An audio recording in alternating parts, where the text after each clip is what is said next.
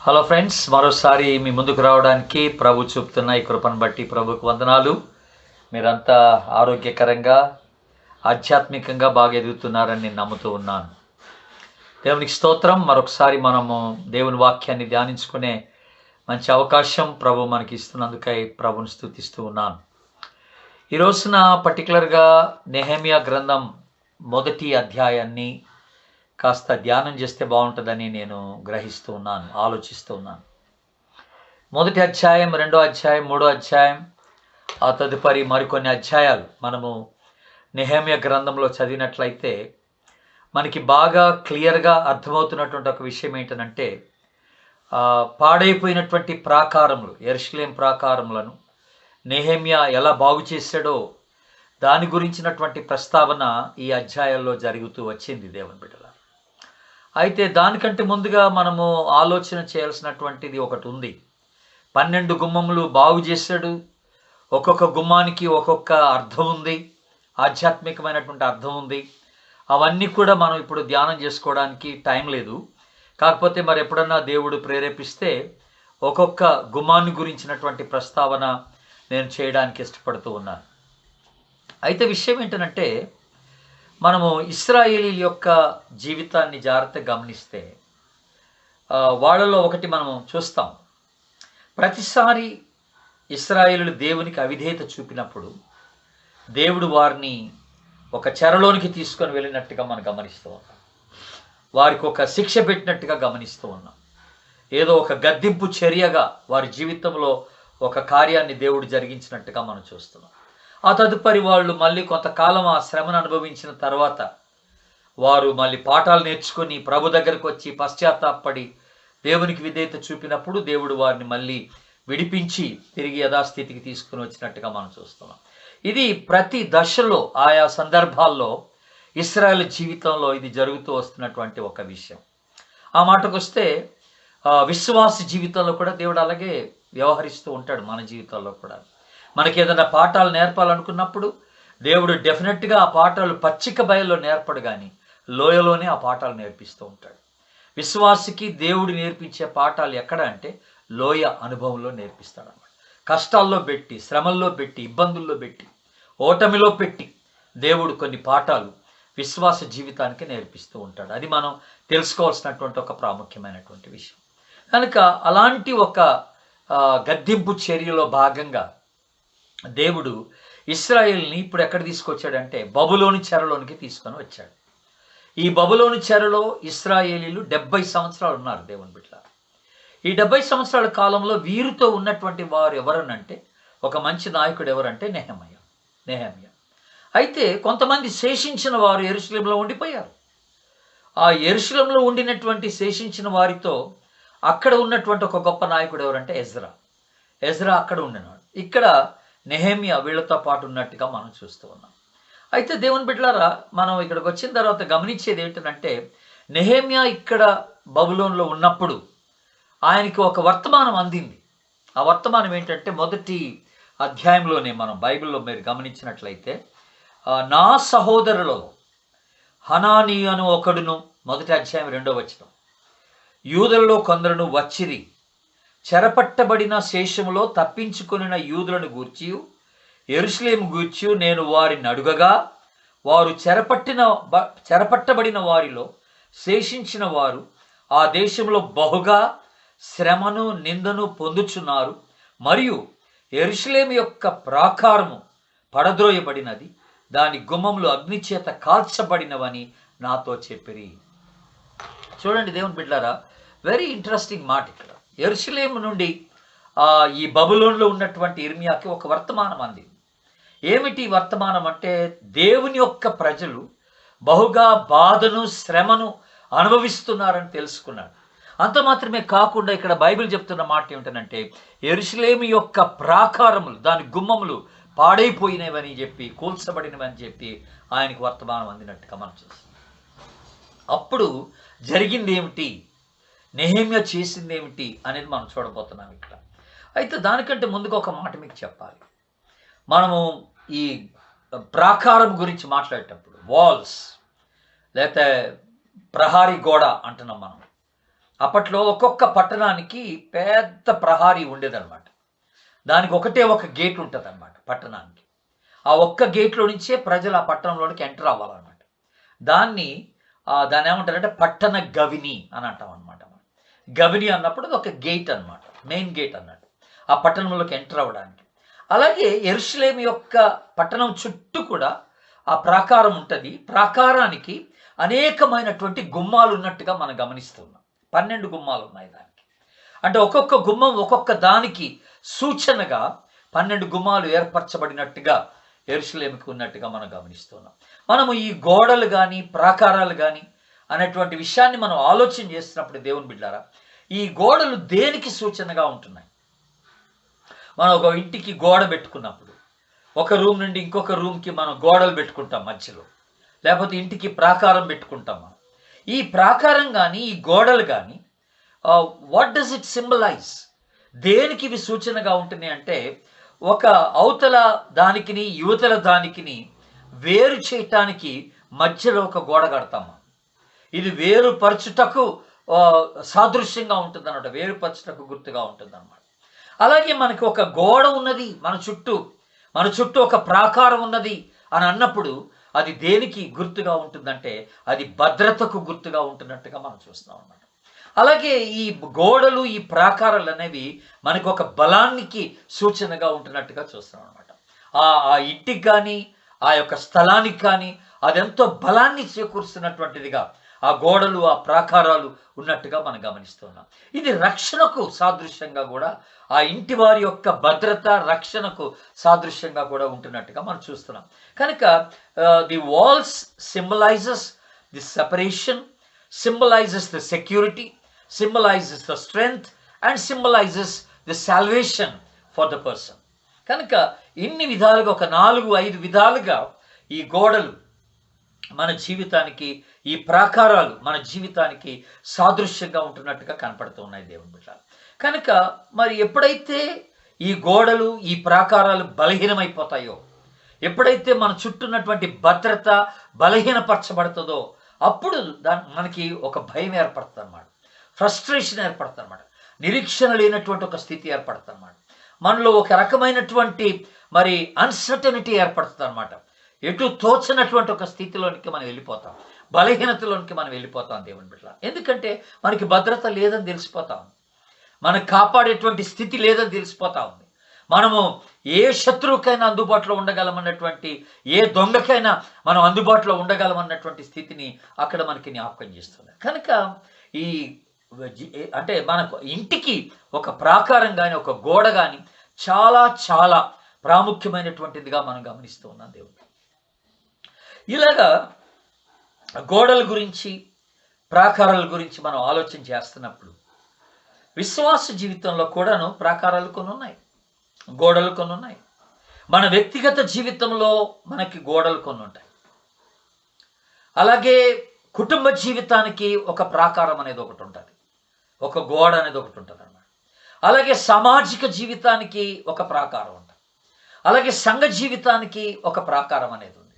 అలాగే మన ఆధ్యాత్మిక జీవితానికి కూడా ఒక ప్రాకారం అనేది మనం ఏర్పాటు చేసుకుంటూ పెట్టుకుంటాం అన్నమాట. కనుక దేవుని బిడ్డలారా, ఎప్పుడైతే ఈ ప్రాకారాలు గట్టిగా ఉంటాయో, దిట్టంగా ఉంటాయో, అప్పుడు మన జీవితానికి భద్రత, మన కుటుంబానికి భద్రత, సమాజానికి భద్రత, ఆధ్యాత్మికమైన జీవితానికి, సంఘ జీవితానికి అది భద్రతగా ఉంటున్నట్టుగా మనం గమనిస్తూ ఉన్నాం. కానీ ఈ ప్రాకారం ఎప్పుడైతే బలహీనమైపోద్దో, ఈ గోడలు ఎప్పుడైతే కూలిపోతాయో, అప్పుడు మనము శత్రువుకి అందుబాటులో ఉన్నట్టుగా తెలుస్తుంది అన్నమాట. మనం అన్ని మరి ప్రతికూలమైన పరిస్థితులకి మనం అందుబాటులో ఉన్నట్టుగా అది సూచనగా మనకు కనపడుతుంది అన్నమాట. దాదాపుగా 586 సంవత్సరం క్రీస్తు పూర్వం నెబుకద్నెజరు కాలంలో రాజైనటువంటి నెబుకద్నెజరు ఈ యొక్క యెరూషలేము యొక్క మరి ప్రాకారంలో పడగొట్టినట్టుగా మనం గమనిస్తూ ఉన్నాం. మరి ఇది దేనికి సూచనగా ఉంటుంది? ఆల్రెడీ అక్కడ కొంతమంది దేవుని బిడ్డలు ఉన్నారు యెరూషలేములో. అంటే వాళ్ళ యొక్క ఆధ్యాత్మికమైనటువంటి పతనానికి సూచనగా ఉంటున్నట్టుగా మనం గమనిస్తూ ఉన్నాం. అంటే ఆ ప్రజలు ఆ యొక్క గోడలు కూలిపోవటానికి కారణమయ్యారన్నమాట. వాళ్ళు సరిగా లేరు, వాళ్ళు సరిగా కాపాడుకోలేరు. కనుక వాళ్ళ ఆధ్యాత్మికమైనటువంటి పతనానికి అది సూచనగా కనపడుతున్నట్టుగా మనం గమనిస్తూ ఉన్నాం. కనుక అప్పట్లో ఉన్నటువంటి ప్రజలు, అక్కడ యెరూషలేములో ఉన్నటువంటి ప్రజలు, వాళ్ళ యొక్క దృష్టి, వాళ్ళ యొక్క కాన్సన్ట్రేషన్, వాళ్ళ యొక్క ఫోకస్ అంతా కూడా వాళ్ళు శరీర సంబంధంగా, భౌతికంగా, వస్తుపరంగా ఉన్నట్టుగా మనం గమనిస్తూ ఉన్నాం. ఆధ్యాత్మికమైనటువంటి విషయాల పట్ల వారి ఫోకస్ తగ్గిపోయినట్టుగా మనం గమనిస్తూ ఉన్నాం దేవుని బిడ్డలారా. అందుకనే ఈ పరిస్థితి వాటిల్లినట్టుగా మనము గమనిస్తున్నాం. 2వ అధ్యాయం నెహెమ్యా గ్రంథం 17వ వచనంలో చూడండి, ఒక మాట అంటాడు నెహెమ్యా అక్కడ. అయితే వారితో నేను ఇట్లాంటిని, మనకు కలిగిన శ్రమ మీకు తెలిసి ఉన్నది. యెరూషలేము ఎట్లు పాడైపోయెను, దాని గుమ్మములు అగ్ని చేత ఎట్లు కాల్చబడెను మీరు చూచి ఉన్నారు అంటున్నాడు. ఇక్కడ ప్రాకారం మరల కట్టుదము రండి అంటున్నాడు. దేవుని బిడ్డలారా, మనం ఈ స్థితి మనం ఎరిగి ఉన్నాం. మనకి ఎందుకు ఈ పతనం వచ్చింది, ఎందుకు ఇలాగ పడిపోయాం, ఎందుకు ఈ ఆధ్యాత్మికమైనటువంటి క్షీణత మనం కలిగి ఉన్నాం అన్న సంగతి మనకు బాగా తెలుసు అంటున్నాడు. ఎగ్జాక్ట్లీ నెహెమ్యా అన్నటువంటి మాటలో చాలా సత్యం ఉన్నది దేవుని బిడ్డ. ప్రతి విశ్వాసి తాను బలహీనుడైతున్నాడు అంటే ఆధ్యాత్మికంగా ఆ బలహీనపరిచేటువంటి స్థితి ఏంటో ఆ విశ్వాసికి తప్పనిసరిగా తెలుస్తుంది అనమాట. తాను ఎందుకు పడిపోతున్నాడో విశ్వాసికి తెలుసు. తాను ఎక్కడ బలహీనమవుతున్నాడో విశ్వాసికి తెలుసు. తాను ఎక్కడ రాణించలేకపోతున్నాడో, తాను ఎక్కడ దేవుని సన్నిధిలో బలపడలేకపోతున్నాడో తనకి బాగా తెలుసు ఒక విశ్వాసికి. కనుక నీకు తెలియదంటే ఏం లేదు, అంతా తెలిసే జరుగుతూ ఉంది. కాకపోతే నువ్వు కొన్నిటిని నిర్లక్ష్యం చేసుకుంటున్నావు అనమాట. నీ జీవితంలో కొన్నిటిని నిర్లక్ష్యం చేసుకుంటున్నావు. అలాగ నిర్లక్ష్యపరచుకోబట్టి పూర్తి పతనానికి దారి తీస్తుంది అనమాట నీ జీవితం. అది వ్యక్తిగత జీవితం కావచ్చు, అది కుటుంబ జీవితం కావచ్చు, అది ఉద్యోగ జీవితం కావచ్చు, అది సంఘ జీవితం కావచ్చు, లేదా అది ఆధ్యాత్మికమైనటువంటి జీవితం కూడా కావచ్చు దేవుని పట్ల. కనుక అది ఏ రంగానికి చెందిందైనా కూడా ఆ పతనానికి, ఆ రంగంలో ఆ పతనానికి కారణం ఏంటనేది మనం బాగా ఎరిగి ఉన్నామన్న సంగతిని ఇక్కడ మనకి జ్ఞాపకం చేస్తున్నాడు. కనుక ఇది మనందరికీ తెలిసిన విషయమే. మనం కూడా మరి ఈ విషయాల్లో ఎక్కడైనా మనం పొరపడుతున్నామా? ఒకవేళ ఏదన్నా ఒక రంగంలో బలహీనపరచబడుతున్నామా? అటు కుటుంబ జీవితం కావచ్చు, లేకపోతే ఇటు విశ్వాస జీవితం కావచ్చు, అటు సంఘ జీవితం కావచ్చు, సమాజ జీవితం కావచ్చు, ఉద్యోగ జీవితం కావచ్చు, వ్యక్తిగతంగా నా ఆధ్యాత్మిక జీవితంలో కూడా నేను ఒకవేళ పరచబడుతున్నానేమో క్రమక్రమేణా అనేది మనం ఆలోచించుకోవడం ఎంతైనా మంచిది. కనుక ఇక్కడ ఇశ్రాయేలు చేసినటువంటి ఒక విషయం ఏంటంటే, ఆధ్యాత్మికమైనటువంటి చింతన కన్నా శారీరకమైనటువంటి చింతన వారిలో ఎక్కువగా కనపడినట్టుగా మనం చూస్తూ ఉన్నాం.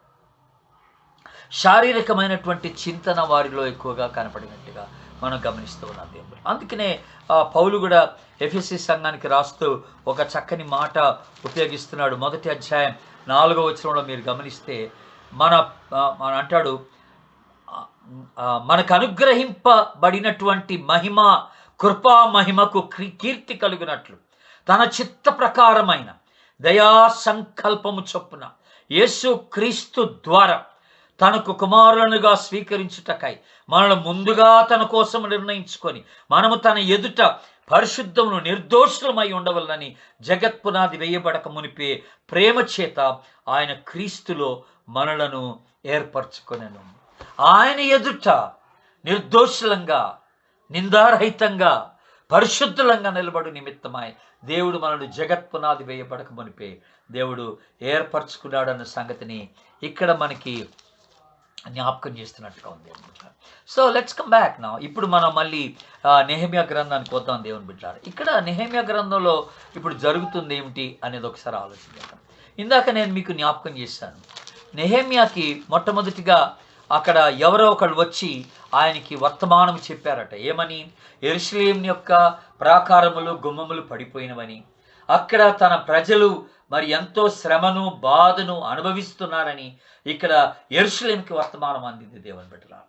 సో వర్తమానం స్వీకరించటం చాలా చాలా అవసరమైనది. అంటే గ్యాదరింగ్ ఇన్ఫర్మేషన్ ఇది ఫస్ట్ థింగ్.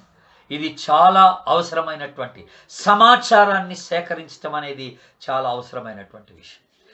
మరి అక్కడ ఉన్నటువంటి పరిస్థితిని మనం గుర్తించటం అనేది చాలా అవసరమైనటువంటి విషయం. పొరపాటుని గుర్తించటం, పడిపోయిన స్థితిని గుర్తించటం, ఆ పడిపోయిన యొక్క స్థితిలో పతనాన్ని మనం గుర్తించటం అనేది చాలా అవసరమైనటువంటి విషయం దేవుని బిడ్డ. కనుక ఇక్కడ నేను ఒక చిన్న హెచ్చరిక మనందరికీ చేయాలని నేను ఇష్టపడుతున్నాను. మన జీవితంలో మనం ఈ గుర్తింపును కలిగి ఉన్నామా లేదా అని అడుగుతున్నాను నేను. ఇదిగో నా వ్యక్తిగత జీవితంలో నేను పడిపోయాను, నా ఆధ్యాత్మిక జీవితంలో నేను బలహీనమైపోయాను, నా కుటుంబ జీవితము అనుకున్నట్టుగా సాగడం లేదు, నా విశ్వాస జీవితంలో అనుకున్నట్టుగా నేను సాక్షిగా ఉండలేకపోతున్నాను, నాకు కొన్ని బలహీనతలు ఉన్నాయి, నేను వాటిలో ముందుకు సాగలేనటువంటి పరిస్థితి నాకు ఏర్పడుతుందని నువ్వు ఎప్పుడైనా గ్రహించావా అని నేను అడుగుతున్నాను దేవుని బిడ్డ. ఆ గ్రహింపు నీకు వచ్చిందా అని అడుగుతున్నాను. మనం ఆ గ్రహింపు వచ్చినప్పుడు దాని గురించినటువంటి ఆలోచనలోనికి వెళ్ళడానికి అవకాశం ఉంటుంది దేవుని బిడ్డ. కనుక అది శారీరకమైనటువంటి పతనం కావచ్చు, ఆధ్యాత్మికమైనటువంటి పతనం కావచ్చు. ఈ రోజున నా వ్యక్తిగత జీవితానికి అవసరమైంది ఏంటి? ఈ రోజున నా కుటుంబ జీవితానికి అవసరమైంది ఏంటి? నా సంఘ జీవితానికి అవసరమైంది ఏంటి? ఎక్కడ కొరత ఉందని నువ్వు తెలుసుకోవడం చాలా అవసరం. ఎక్కడ బలహీనత ఉన్నది, ఎక్కడ పడిపోయిన స్థితి ఉన్నది, ఎక్కడ దిగజారుతున్నటువంటి స్థితి కనపడతా ఉంది నా వ్యక్తిగత జీవితంలో, ఇది మనం తెలుసుకొని దేవుని సన్నిధిలో మనము సరి చేసుకోవాల్సినటువంటి వారమై ఉంటున్నాము. కనుక మొట్టమొదటిగా ఈ యొక్క సమాచారం అనేది సేకరించాలి. ఈ ఇంట్రాస్పెక్షన్ అంట, ఇంకో మాటలు చెప్పాలంటే ఇంగ్లీష్లో, అంటే ఆ స్వపరీక్ష చేసుకోవడం అన్నమాట. నీ ఆంతరంగిక జీవితాన్ని ఒకసారి పరిశీలన చేసుకోవడం అన్నమాట. బాహ్యంగా బయటికి కనపడటానికి అందరికీ బాగానే కనపడుతున్నావు, but that's not what it is. అది ప్రాముఖ్యం కాదు దేవుని బిడ్డ.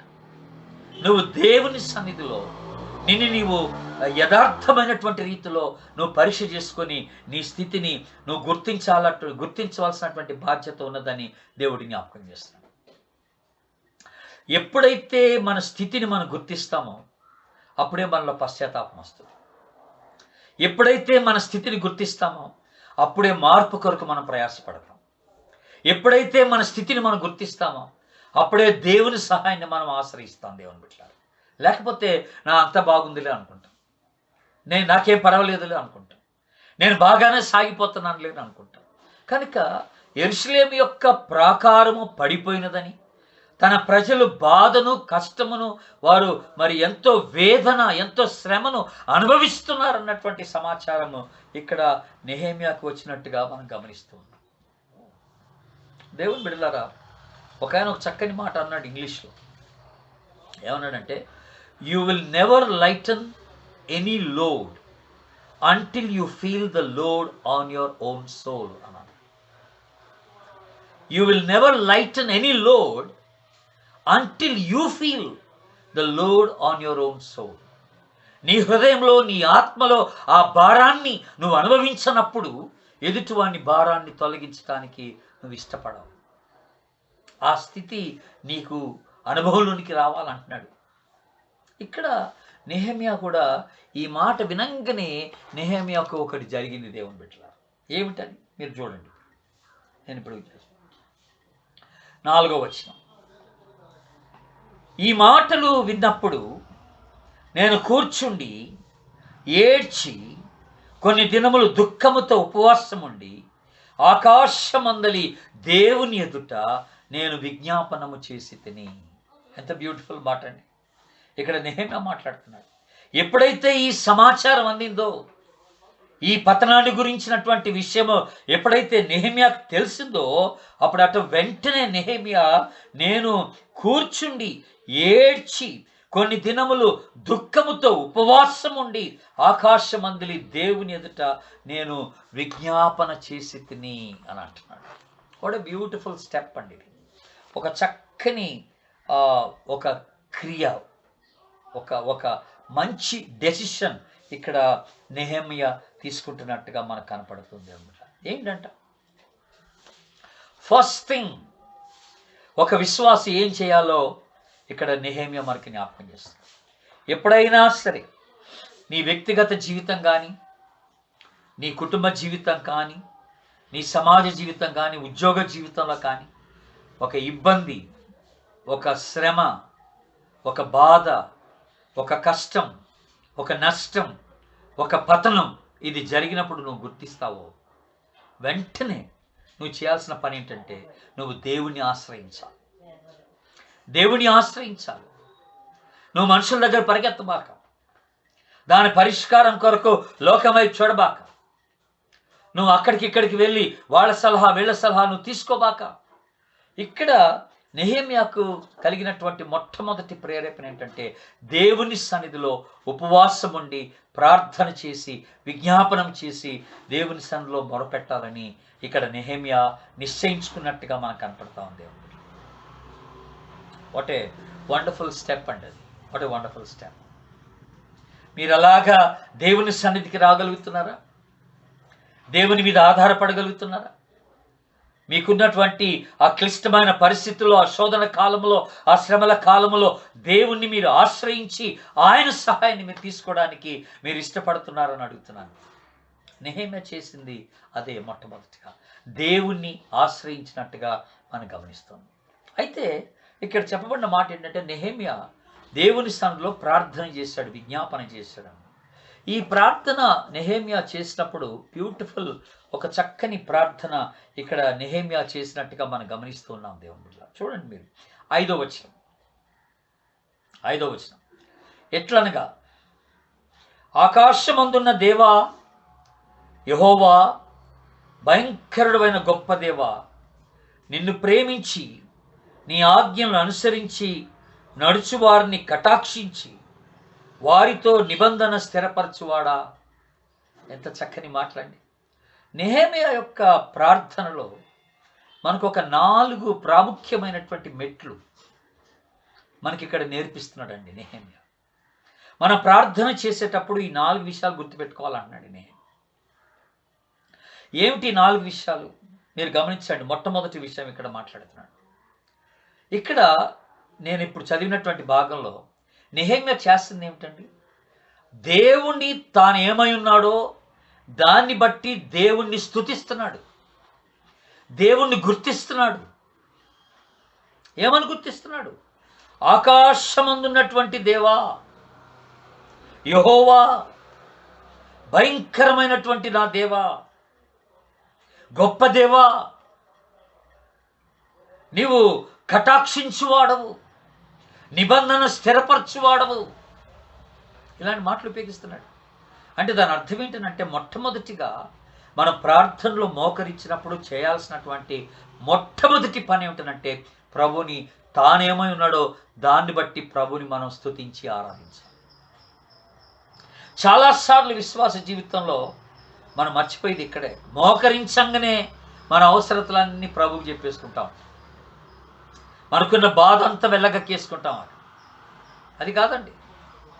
నెహెమ్యా మనకి నేర్పిస్తున్న ఒక మంచి పాఠం ఏంటంటే మొట్టమొదట ప్రార్థనలో కనపడాల్సింది ఏమిటంటే దేవుణ్ణి ఘనపరచుట, దేవుణ్ణి ఆరాధించుట, ఆయన ఏమై ఉన్నాడో గుర్తించుట, దాన్ని బట్టి ప్రభుని హెచ్చించి ఆరాధించి ఆయన్ని ఘనపరచవలసినటువంటి వారమై ఉంటున్నామని ఇక్కడ మనకి మొట్టమొదటిగా నేర్పబడుతున్నటువంటి సత్యం. దేవుడు మరి అలా చేస్తున్నామా? నీ ప్రార్థన అలాగుందా? అందుకనే నీ ప్రార్థనకి అంత బలం లేదు. నువ్వు ప్రభుని గుర్తించలేకపోతున్నావు. ప్రభు యొక్క గొప్పతనాన్ని నువ్వు గుర్తించి ఆయన్ని స్తుతించాలా, ఆయన ఆరాధించాలా. ఎందుకో తెలుసా దేవుని బిడ్డారా, ఎక్కడ స్తుతి ఎక్కువగా జరుగుతుందో అక్కడ దేవుని సన్నిధి ఎక్కువగా ఉంటుందని మనం జ్ఞాపకం చేసుకుంటాం. ఆమేన్.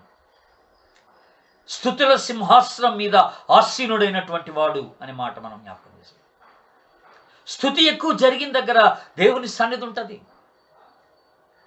చాలామంది కంప్లైంట్ చేస్తారు, అయ్యా నేను మోకరించి ప్రార్థన చేసేటప్పుడు నా హృదయం అంతా భారంతో నిండిపోతుంది, నేను ప్రార్థన చేయలేకపోతున్నానంట, ఏడుపు వచ్చేస్తుంది అంటారు. నేను ఒక్క మాట కూడా నేను అసలు నా నోట్లోంచి పెగలట్లేదంటారు, బయటికి రావడం లేదంటారు, నేను మాట్లాడలేకపోతున్నా, ప్రార్థన చేయలేకపోతున్నా, నేను ఏడుస్తున్నా, దుఃఖిస్తున్నా కానీ నా నోటి నుంచి మాటలు రావడం లేదంట, నా హృదయం అంతా భారం చేత నిండిపోయిందంట.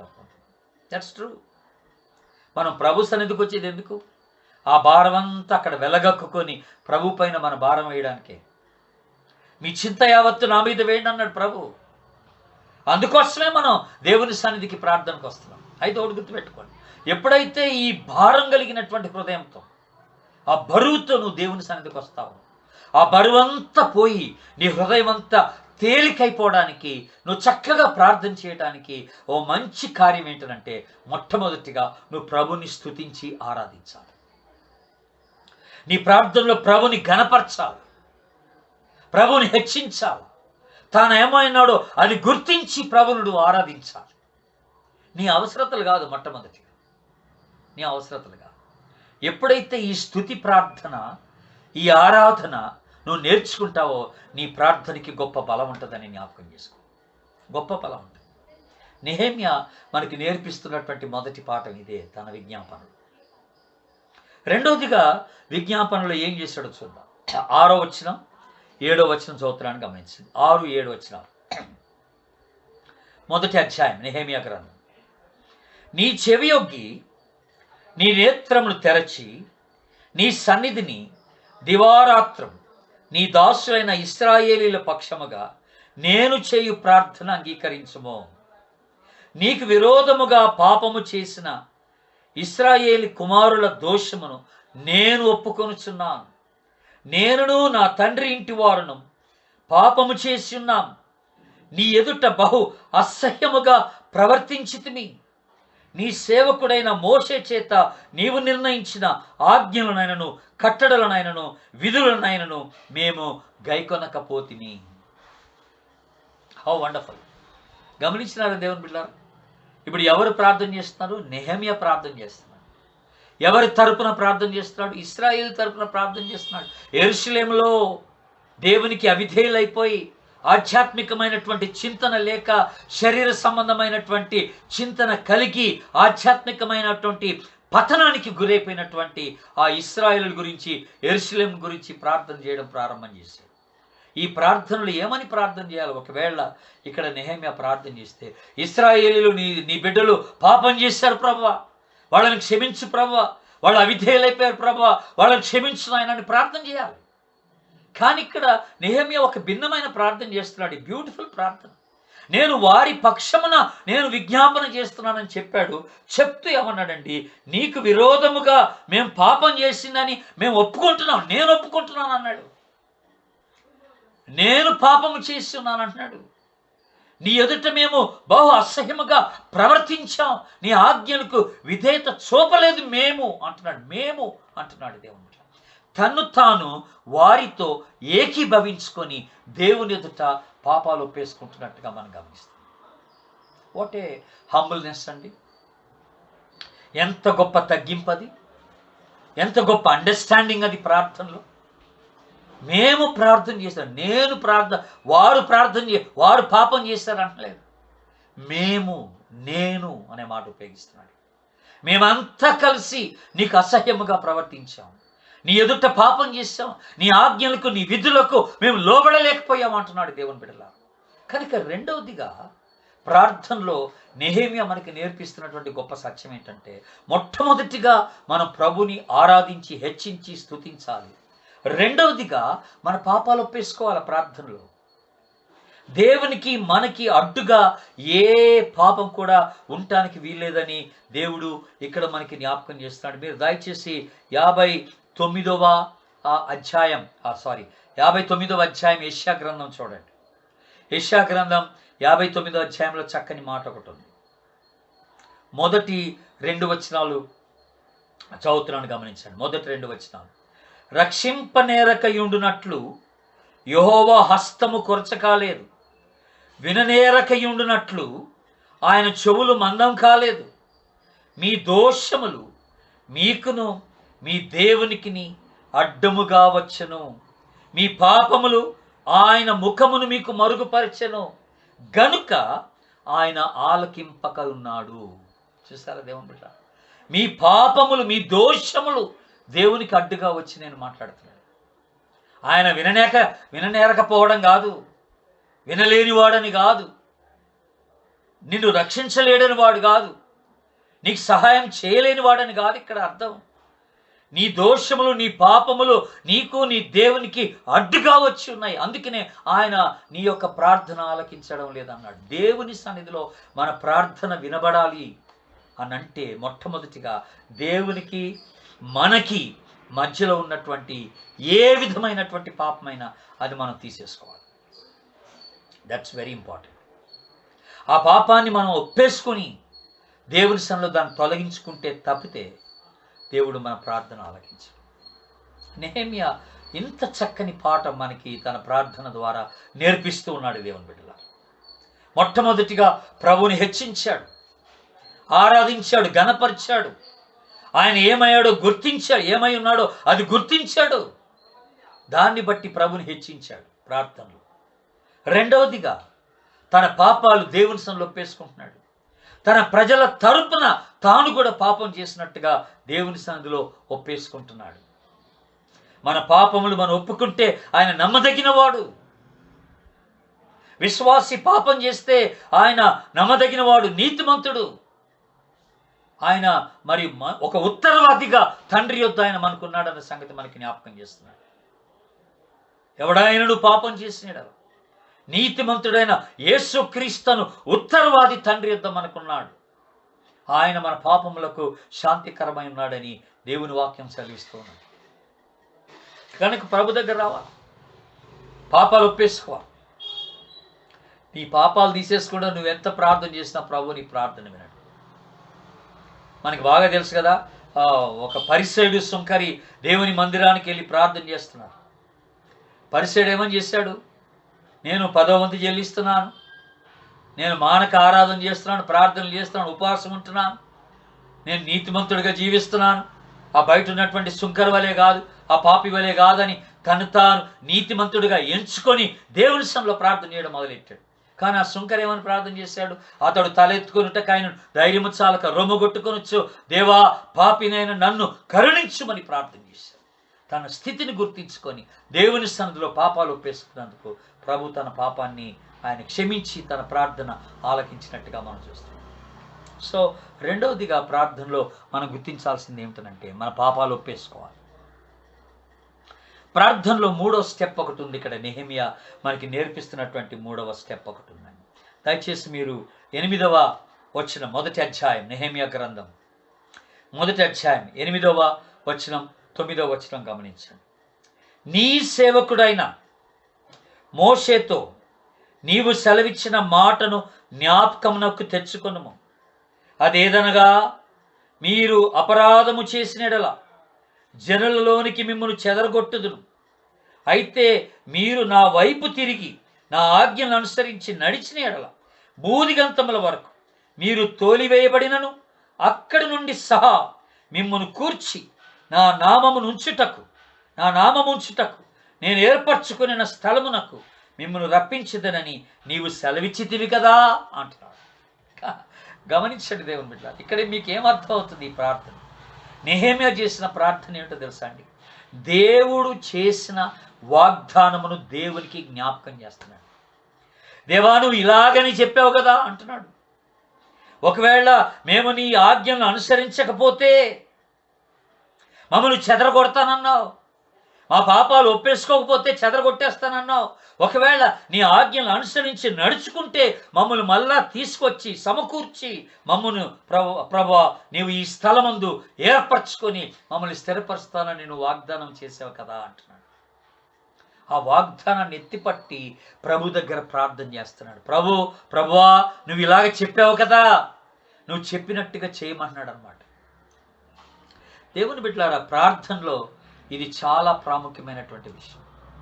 వాగ్దానములను ఎత్తిపట్టి ప్రార్థన చేయడం. దేవుని సన్నిధి, దేవుడు నీ పట్ల చేసిన వాగ్దానం ఏదైతే ఉందో అది ఆయన ఎప్పటికీ మర్చిపోడు. ఆ వాగ్దానం డెఫినెట్గా నెరవేర్చి తీరుతాడు ఆయన.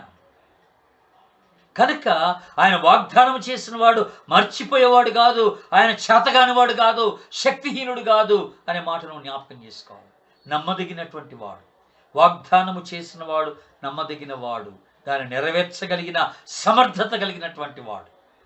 కనుక నువ్వు చేయాల్సిన పని ఏంటి? నేను చేయాల్సిన పని ఏంటి? దేవుని సన్నిధిలో ఆయన చెప్పినటువంటి వాగ్దానములను మనం ఎత్తిపట్టి ప్రార్థన చేయడం నేర్చుకోవాలి. మూడోది, ఒకటి ప్రభుని ఆరాధించాలి, గణపరచాలి. రెండోది పాపాలు ఒప్పేసుకోవాలి. మూడోది దేవుని యొక్క వాగ్దానములను ఎత్తిపట్టి ప్రార్థన చేయడం నేర్చుకోవాలి. వాగ్దానాలు గుర్తున్నాయా? మనకి డిసెంబర్ 31 రోజున వాగ్దానం తీసుకుంటాం, జనవరి 1 రోజున వాగ్దానం తీసుకుంటాం. ఒక వారం రోజులు, ఒక నెల రోజులు గుర్తుంటుంది, బైబిల్లో పెట్టుకుంటాం, ఆ తర్వాత మర్చిపోతాం. కానీ ప్రతిరోజు మనము దేవుని వాక్యాన్ని చదివేటప్పుడు ధ్యానం చేస్తాం.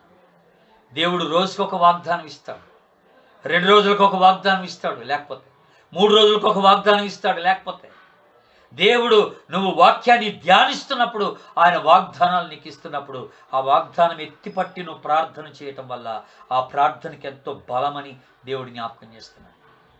ఆ ప్రార్థనకి ఎంతో బలం ఉంటుంది. దేవుని బిడ్డలారా గుర్తుపెట్టుకోండి, అది దేవునికి ఎంతో అంగీకృతమైనటువంటి ప్రార్థనగా ఉంటుంది. నువ్వు ఆయన మాటే, ఆయన వాగ్దానమే తిరిగి ఆయనకి జ్ఞాపకం చేసి ఎత్తిపట్టి ప్రార్థన చేసినప్పుడు ఆయన ఏం చేయలేడిక. డెఫినెట్గా ఆ ప్రార్థనకి జవాబు ఇవ్వాల్సిందే. ఆయన చెప్పింది చేయాల్సిందే.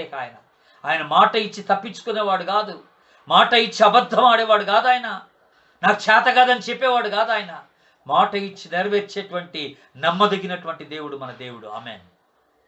కనుక దేవుని సన్నిధిలో వాగ్దానములు ఎత్తిపట్టి ప్రార్థన చేయటం అనేది చాలా చాలా అవసరమైనటువంటి విషయం. దేవుని మీద గుర్తుపెట్టుకోండి, చాలా అవసరమైనటువంటి విషయం. ఇప్పుడు 4వది, నెహెమ్యా ప్రార్థన చేస్తున్నాడు. యెరూషలేము కొరకు, తన ప్రజల కొరకు ప్రార్థన చేస్తున్నాడు. 4వదికి ఏమని ప్రార్థన చేశాడో చూడండి. 10-11 వచనాలు చదువుతున్నాను, గమనించండి. మొదటి అధ్యాయం నెహెమ్యా గ్రంథం 10-11 వచనాలు. చిత్తగించుము, నీవు నీ మహాప్రభావమును చూపి నీ బాహుబలము చేత విడిపించిన నీ దాసులకు నీ జనులు వీరే. యెహోవా, చెవియొగ్గి నీ దాసుడైన నా మొరను, నీ నామమును భయభక్తులతో గణపరచుటయందు ఆనందించు. నీ దాసుల మొరను ఆలకించి ఈ దినమందు నీ దాసుని ఆలోచన సఫలపరిచి ఈ మనుష్యుడు నా యందు దయచూపునట్లు అనుగ్రహించుమని నిన్ను బతిమాలుకొనుచున్నానని ప్రార్థించి తిని. చూసారా దేవుని బిడ్డలారా, ఏమని ప్రార్థన చేస్తున్నాడు? నీ ప్రభావమును చూపి నీ బాహుబలము చేత నువ్వు విడిపించిన నీ దాసులకు ఈ జనులు వీరే. ఈ దినమందు నీ దాసుని యొక్క ఆలోచన నువ్వు సఫలపరచాలి దేవా. అలాగా నువ్వు దయ చూపించాలని దేవుని సన్నిధిలో ప్రార్థన చేస్తున్నట్టుగా మనం చూస్తూ ఉన్నాం దేవుని బిడ్డలారా. అంటే ఇంకో మాటలో చెప్పాలంటే విజయాన్ని ఎత్తిపట్టి ప్రార్థన చేస్తున్నాడు, విజయాన్ని ఆశిస్తున్నాడు. మనం ఎప్పుడైనా ప్రార్థన చేసినప్పుడు విశ్వాస సహితమైన ప్రార్థన చేయాలి. ఇది జరుగుతున్నట్టుగానే ప్రార్థన చేయాలి, దేవుడు నెరవేరుస్తారా అన్నట్టుగానే ప్రార్థన చేయాలి. ఏమోలే, జరుగుద్దో లేదోలే, నేనైతే ప్రార్థన చేస్తున్నాను, ఇక ఆయన ఇష్టంలే అన్నట్టు కాదు. ఏమోలే, జరుగుద్దో లేదోలే అంటే దాంట్లో అవిశ్వాసం ఉందన్నమాట. డెఫినెట్గా దేవుడు నా ప్రార్థన సఫలపరుస్తాడు, నేను అడిగింది తీరుస్తాడు, నాకు సహాయపడతాడు, ఈ కార్యం చేసి తీర్తాడు. దేవుడు సమర్థుడు, శక్తివంతుడు, అసాధ్యమైన వాటిని సాధ్యపరచగలిగినటువంటి దేవుడు నా దేవుడని నువ్వు నమ్మి ప్రార్థన చేసినప్పుడు నీ ప్రార్థనకి ప్రతిఫలం దొరుకుతుంది. ఆమేన్. అంటే ప్రార్థనలో విశ్వాసం ఉండాలండోయ్. అందుకనే మార్క్స్ వార్త 11వ అధ్యాయంలో కూడా చూస్తాము, నువ్వు అడుగుచున్న వాటినెల్లను పొంది ఉన్నామని నమ్ముడి, అప్పుడు అది మీకు అనుగ్రహింపబడును అన్నాడు. మీరు అడుగుచున్న వాటినెల్లను పొంది ఉన్నామని నమ్మండి. నేను ప్రార్థన చేశాను, దేవుడు నా ప్రార్థన విన్నాడు. విశ్వాస సహితమైన ప్రార్థనకి జవాబు డెఫినెట్గా దొరుకుతుంది. దేవుడు వింటాడు, ఆ ప్రార్థన సఫలపరుస్తాడని నువ్వు నమ్మాలి. అప్పుడు నువ్వు ప్రార్థనకి ప్రతిఫలాన్ని పొందుకోగలవు. 4 చాలా ప్రాముఖ్యమైనటువంటి మెట్లు ప్రార్థనలు నెహెమ్యా ఇక్కడ మనకి నేర్పిస్తున్నాడు. ఏమిటా మెట్లు? ఆరాధించుట, పాపాలు ఒప్పేసుకొనుట, వాగ్దానములు ఎత్తిపట్టి ప్రార్థన చేయుట, విశ్వాస సహితమైనటువంటి ప్రార్థన చేయడం, విజయాన్ని ఆశించి ప్రార్థన చేయడం, పొంది ఉన్నామన్నట్టుగానే ప్రార్థన చేయడం, అందులో విశ్వాసం ఉందన్నమాట. విశ్వాసం లేకుండా ద్విమనస్కత్వంతో నువ్వు ప్రార్థన చేస్తే దేవుడు నీ ప్రార్థనకి జవాబు ఇవ్వడు. దేవుడు ఆవగింజ అంత విశ్వాసం ఉంటే చాలన్నాడు. ఆ కొండను తీసి సముద్రంలో పడేయచ్చు అన్నాడు. కొండంత సమస్యలు మటుమాయమైపోతాయి. ఆవగింజంత విశ్వాసం, కొండంత సమస్యలు దేవుడు తీసి పారేస్తానన్నాడు. ఇంతకన్నా ఏం కావాలండి మనకి? నెహెమ్యా రెండవదిగా చేసింది ఏమిటనంటే ప్రార్థన విజ్ఞాపన చేశాడు. మొట్టమొదటిగా సమాచారమును సేకరించాడు, పరిస్థితిని తెలుసుకున్నాడు, విషయాన్ని గ్రహించాడు, పతనమైన స్థితిని గుర్తించాడు. రెండవదిగా దేవుని సన్నిధిలో ప్రార్థన విజ్ఞాపన చేసినట్టుగా మనం గమనిస్తున్నాం. నెహెమ్యా ప్రార్థనలో 3 విషయాలు: స్తుతి, ఆరాధన, పాపపు ఒప్పుకోలు, విజ్ఞాపన. ఈ 3 విషయాలు కనపడుతూ ఉన్నాయి. స్తుతి, ఆరాధన, పాపపు ఒప్పుకోలు, విజ్ఞాపన. ఈ 3 కనపడతా ఉన్నాయి. దేవుని బిడ్డ, మన ప్రార్థనలో కూడా ఈ 3 ఉండాలి. ఎప్పుడు ప్రతిసారి ప్రార్థన చేసుకుంటాం. ఇప్పుడు ప్రార్థన చేసాడు, బాగానే ఉంది. విజ్ఞాపన చేసాడు, బాగానే ఉంది. ఉపవాసం ఉండి ఏడ్చి దేవుని సన్నిధిలో మొరపెట్టాడు, బాగానే ఉంది. పాపాలు ఒప్పేసుకున్నాడు, బాగానే. సరిపోద్దా? మరి సరిపోద్దా? సమాచారం సేకరించావు, విజ్ఞాపన చేశావు, మరి సరిపోద్దా? అంతటితో వదిలేయచ్చా? అంతటితో సరిపోదని ఇక్కడ మనకి జ్ఞాపకం చేస్తున్నాడు. రెండవ అధ్యాయం చూడండి దేవుని బిడ్డ. 2వ అధ్యాయం 4-5 వచనాలు. నెహెమ్యా గ్రంథం 2వ అధ్యాయం 4-5 వచనాలు చదువుతున్నాను, గమనించండి. అప్పుడు రాజు, ఏమి కావలసి నీవు మనవి చేయుచున్నావని నన్ను అడుగగా, నేను ఆకాశమందలి దేవునికి ప్రార్థన చేసి రాజుతో, నీ సముఖమందు నేను దయ పొందిన ఎడల నా పితరుల సమాధులుండు పట్టణమును తిరిగి కట్టునట్లుగా నన్ను యూదా దేశమునకు పంపుడని వేడుకొనుచున్నానని నేను మనవి చేసి తిని. ఎంత చక్కని ప్రార్థన, ఎంత చక్కని మనవి. ఇప్పుడు నెహెమ్యా యొక్క 3rd స్టెప్ ఏంటండి? నెహెమ్యా ఏం చేయగలుగుతాడంటే, నేనైతే విషయాన్ని తెలుసుకొని ప్రార్థించాను, కానీ ఒట్టిగా ప్రార్థన చేస్తే సరిపోదు. నా వంతుగా అక్కడ పడిపోయిన స్థితిలో నేను చేయవలసింది ఏదో ఒకటి చేయాలి. నా వంతు పని నేను జరిగించాల్సినటువంటి అవసరత ఉన్నది అని ఇక్కడ నెహెమ్యా గుర్తిస్తున్నాడు. సో ద 3rd స్టెప్ ఏంటంటే ఇన్వాల్వ్మెంట్. ఆ పరిస్థితుల్లో పాల్గొనటం అనేది మనం చూస్తున్నాం. ఆ పరిస్థితుల్లో నిమగ్నమవడం అనేది మనం చూస్తున్నాం. రాజుగారి దగ్గర నెహెమ్యా గిన్నె అందించేవాడట. గిన్నె అందించేవాడు ఎప్పుడు కూడాను రాజుగారి దగ్గర సంతోషంగా కనపడాలి. ఆ రోజున ఈ వర్తమానం అంది ఈయన ప్రార్థన చేసిన రోజున తన హృదయం అంతా కూడా భారంతో నిండిపోయింది. ఆయనలో దుఃఖం ఉండింది. అప్పుడు రాజు దగ్గరకు వచ్చినప్పుడు అతనిలో ఆనందం లేదట. అప్పుడు రాజు అంటాడు, 2వ అధ్యాయం 2వ వచనం మీరు గమనించండి. నీకు వ్యాధి లేదు కదా, నీ ముఖము విచారముగా ఉన్నదేమి, నీ హృదయ దుఃఖము చేతనే అది కలిగినదని నాతో అనగా, నేను మిగుల భయపడి రాజు చిరంజీవి అగునుగాక, నా పితరులు సమాధులుండు పట్టణము పాడైపోయి దాని గుమ్మములు ఆ అగ్ని చేత కాల్చబడి ఉండగా నాకు దుఃఖమును లేకపోవునా అని నేను రాజుతో అంటిని. నేను సంతోషంగా ఉండగలను రాజా? నేను ఎలాగ ఆనందించగలను? నా ప్రజలు అక్కడ బాధను అనుభవిస్తున్నారు. నా పట్టణము పాడైపోయింది, నా దేవుని పట్టణం. నేను ఎలాగ మౌనమని ఏదో ఒకటి చేయాల్సిందే. అది బాగేంత వరకు నాకు నెమ్మది ఉండదని మాట్లాడుతున్నాడు అన్నమాట. అది బాగేంత వరకు నాకు నెమ్మది ఉండదని మాట్లాడుతున్నాడు దేవుడు. వాట్ ఏ కమిట్మెంట్ అండి! ఎంత చక్కని సమర్పణతో కూడినటువంటి ఒక జీవితం ఇది. దేవుని బిడ్డలారా, మనం కూడా ఇలాగే నశిస్తున్నటువంటి ఆత్మలు ఎన్నో మన భారతదేశంలో ఉన్నాయని మనం తెలుసుకుంటున్నాం. ప్రభువుని ఎరగవలసిన వారు ఇంకెందరో ఉన్నారని మనం తెలుసుకుంటున్నాం. నిజమైనటువంటి దేవుణ్ణి ఎరుగక ఆత్మల్ని ఆరాధిస్తూ మూఢనమ్మకాలతో చీకటిలో అనేకమైనటువంటి పాపాలకి అప్పగించబడి దౌర్భాగ్యమైనటువంటి జీవితాన్ని నరకానికి ప్రయాణం చేస్తున్నటువంటి బిడ్డలు ఎందరో ఉన్నారని మనకు తెలిసి కూడా, అలాంటి విషయాలు తెలుసుకొని కూడా మనం దేవుని సన్నిధిలో ప్రార్థన విజ్ఞాపన చేయకపోతే మనం ఎంతో దౌర్భాగ్యం అవుతాం. మొట్టమొదటిగా మనము విషయాన్ని తెలుసుకున్న, మనము పరిస్థితులు తెలుసుకున్న మనము దేవుని సన్నిధిలో ప్రార్థన చేయవలసిన వారమై ఉంటున్నాము.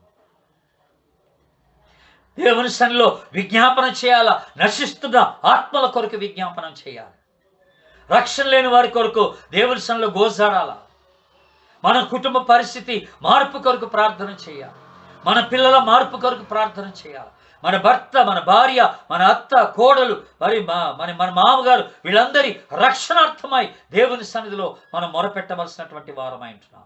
మన బంధువులు, మన స్నేహితులు, మన దగ్గర వారు, మనకు తెలిసిన వారు, మన పొరుగు వారు, మన కొలీగ్స్ అందరూ కూడా ప్రభువును తెలుసుకుని వారు మార్పు చెందినట్లుగా, వారు రక్షింపబడినట్లుగా మనం ప్రార్థన విజ్ఞాపన దేవుని సన్నిధిలో చేయాలి. వారి పక్షమున పాపాలు ఒప్పేసుకోవాలి. వారి పక్షమున గోసాడాలి. వారి పక్షమున విజ్ఞాపనం చేయాలి. చేయడం మాత్రమే కాదు, మనము వారికి చేయగలిగింది చేయాలి. ఆ పరిస్థితిని మార్చడానికి, వారి జీవితాన్ని మార్చడానికి మనము ఏ మాత్రమైనా ఎలాగైనా వారితో పాలిభాగస్థులం అవ్వగలిగితే, ఆ పరిస్థితిలో పాలిభాగస్థులం అవ్వడానికి ప్రయత్నం చేయాలి. Involvement is very important. Information gathering, intercession and involvement. సమాచారాన్ని సేకరించడం, విజ్ఞాపనం చేయడం, ఆ తర్వాత ఆ పరిస్థితుల్లో పాల్గొనడం అనేటువంటిది ఒకటి ఉంది. Very very important. ఇప్పుడు రాజుగారి దగ్గరకు వచ్చాడు. రాజుగారు అడిగాడు, నీకేం కావాలో చెప్పు, నీ దుఃఖానికి కారణం ఏంటంటే చెప్పేశాడు. నా ప్రజలు బాధను అనుభవిస్తున్నప్పుడు నా దేవుని పట్టణం పాడై ఉండగా నేను ఎలాగ సంతోషించగలను రాజా అన్నాడు.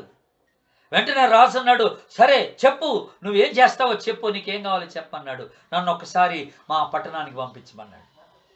నేను అక్కడికి వెళ్ళాలి, యెరూషలేముకి వెళ్ళాలి, ఆ పాడైనటువంటి గుమ్మములు బాగు చేయాలి, ప్రజల్ని నేను కలుసుకోవాలి, అక్కడ నేను చేయగలిగింది ఏదో నేను చెయ్యాలి కనుక నన్ను అక్కడ పంపించమన్నాడు.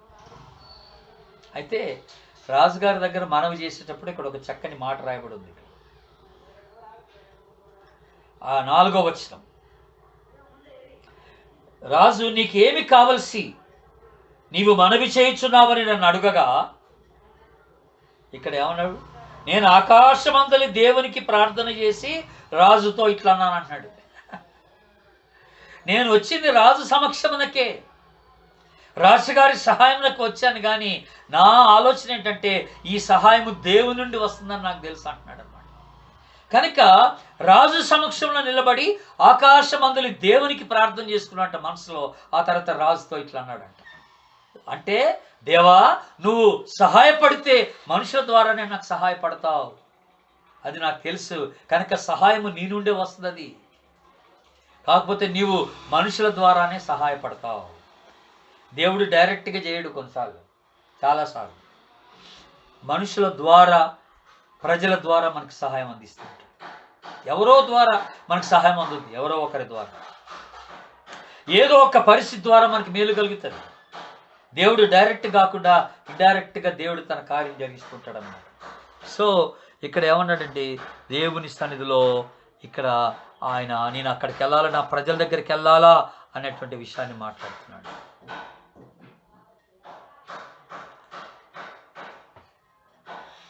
నువ్వు పరిస్థితికి దగ్గరకు వచ్చేంత వరకు నీలో సరైన మార్పు రాదు.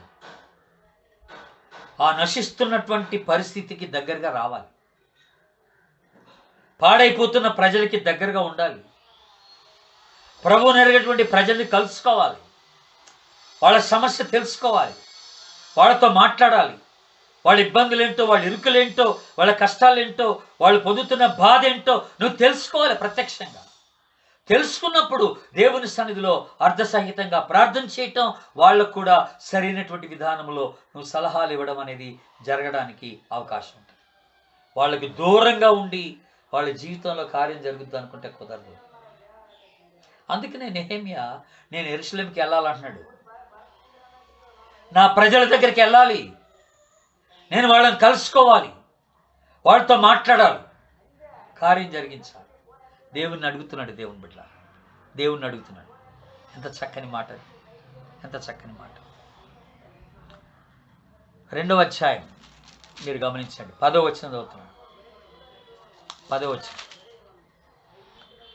హోరోనీయుడైన సన్బల్లట్టును, అమ్మోనీయుడైన టోబియాను దాసుడును, ఇశ్రాయేలీలకు క్షేమము కలుగచేయ ఒకడు వచ్చినని విని బహుగా దుఃఖపడి. ఇక్కడ మనం గమనిస్తున్నటువంటి విషయం ఏంటనండి, నెహెమ్యా యెరూషలేము వెళ్ళిపోయాడు. రాజుగారు ఎలాగ పంపాడో తెలుసా? మీరు తర్వాత 2వ అధ్యాయం చదవండి. నీకు ఏమేమి కావాలో మొత్తం తీసుకెళ్ళవయా. కలప కావాలంటే కలప, ఇనుము కావాలంటే ఇనుము, మనుషులు కావాలంటే మనుషులు, నీకు ఎంతమంది సేవకులు అవసరం అంతమంది సేవకులు తీసుకొని పొమ్మన్నాడు. రాజు దగ్గర ఎంత గొప్ప మన్నన ఇక్కడ నెహెమ్యా పొందుకున్నాడని చెప్పలేని దేవుని బిడ్డ. తన నమ్మకమైనటువంటి పనిని బట్టి, తన నమ్మకత్వాన్ని బట్టి రాజుగారు గొప్ప సహాయం చేశాడు నెహెమ్యాకి. ఏంటా సహాయం? నీకు ఏది కావాలో తీసుకుని వెళ్ళిపోమన్నాడు. మనము దేవుని సన్నిధిలో ప్రార్థన చేసినప్పుడు అలాంటి సహాయం దేవుడు మనకు అనుగ్రహిస్తాడు. ఊహించనటువంటి మేలు, అడిగిన దానికంటే బహు ఎక్కువగా మేలు జరిగేటట్టుగా దేవుడు చేస్తాడు. రాజుగారి దగ్గర నెహెమ్యా అడిగింది కేవలం పర్మిషనే. ఆ యెరూషలేముకి వెళ్ళడానికి పర్మిషన్ మాత్రం అడిగాడు. కానీ దానికి రెట్టింపుగా రాజు ఇస్తున్నది ఏంటంటే ప్రజల్ని ఇస్తా అన్నాడు, సామాన్ ఇస్తానన్నాడు, ఇటుకలు ఇస్తా అన్నాడు, సిమెంట్ ఇస్తా అన్నాడు, డబ్బులు ఇస్తానన్నాడు, సేవకుల్ని ఇస్తా అన్నాడు. ఏ పరికరం అవసరమైతే ఆ పరికరాన్ని నువ్వు తీసుకొని వెళ్ళిపోమన్నాడు. ఎంత సహాయాన్ని రాజు నెహెమ్యాకు అనుగ్రహించడానికి ఇష్టపడ్డాడు చూడండి దేవుడు. అద్భుతం కదా. నీ జీవితంలో, నా జీవితంలో అదే చేస్తాడు. నువ్వు ఒక్క అడుగు విశ్వాసంతో వేస్తే చాలు, దేవుడు నీ పక్షమున 10 అడుగులు వేసి నువ్వు ఊహించిన దానికన్నా గొప్పగా రెట్టింపు కార్యాన్ని దేవుడు నీ జీవితంలో చేయటానికి సమర్థుడని గుర్తుపెట్టుకో. God can do mighty things, the things that you have never expected him to do, more than what you have asked or thought about. నువ్వు ఊహించిన దానికన్నా, అడిగిన దానికన్నా అత్యధికంగా దేవుడు నీ పట్ల కార్యము జరిగించగలిగిన సమర్థత కలిగినటువంటి దేవుడిని జ్ఞాపకం చేసుకోవాలి. అంత అద్భుతమైనటువంటి సహాయాన్ని దేవుని సన్నిధిలో నెహెమ్యా పొందుకున్నట్టుగా మనం గమనిస్తాం. అయితే ఎప్పుడైతే యెరూషలేముకి వెళ్ళి పని ప్రారంభించాలనుకున్నాడో వెంటనే అతను కనపడింది ఏంటంటే వ్యతిరేకత. ఆల్రెడీ అక్కడ ఒక 2 వ్యక్తులు ఉన్నారు.